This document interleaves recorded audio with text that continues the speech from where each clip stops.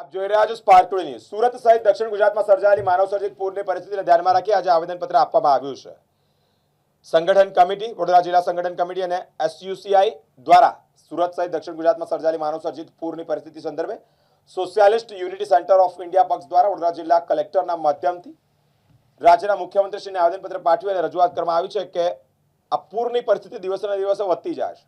વરસાદ પડવાથી જે હાલાકી રહીશોને થાય છે, સ્થાનિકોને જે હાલાકી વેઠવી પડે છે, તંત્ર નિષ્ફળ દેખાઈ રહ્યું છે, જેને લઈને ભારે સૂત્રોચ્ચાર કરી અને મીનાબેન પટેલને આવેદનપત્ર પાઠવી અને આવેદનપત્ર મુખ્યમંત્રી સુધી પહોંચે તેવી પણ માંગણી લઈને રજૂઆત કરી છે। એક જ વરસાદમાં જે આખાએ સુરતની સાથે સાથે સમગ્ર દક્ષિણ ગુજરાતમાં અને રાજ્યમાં પણ જ્યાં પણ થોડોક વરસાદ થયો છે ત્યાં જે બેહાલી સર્જાઈ છે અને ખાસ કરીને દક્ષિણ ગુજરાતની અત્યારે વાત કરીએ તો આખું સુરત પાણીમાં ડૂબેલું છે।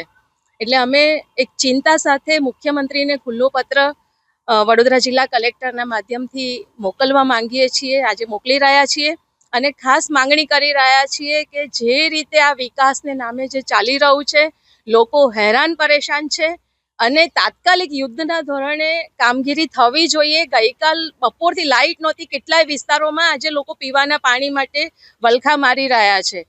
તો જે બચાવ કામગીરી તાત્કાલિક યુદ્ધના ધોરણે થવી જોઈએ એ થવી જોઈએ અને લોકોની જે હેરાનગતિ થઈ રહી છે આ વિકાસને નામે આડેધડ જે રીતે કામો થઈ રહ્યા છે, રસ્તાઓમાં લોકો આખા ખાડામાં ધસી જઈ રહ્યા છે, એવી પરિસ્થિતિ ચારે તરફ જોવા મળી રહી છે। એની એક ચિંતા છે અને અમે સરકારશ્રીને ખાસ માંગણી કરીએ છીએ કે આ પરિસ્થિતિમાંથી લોકોને બચાવવામાં આવે।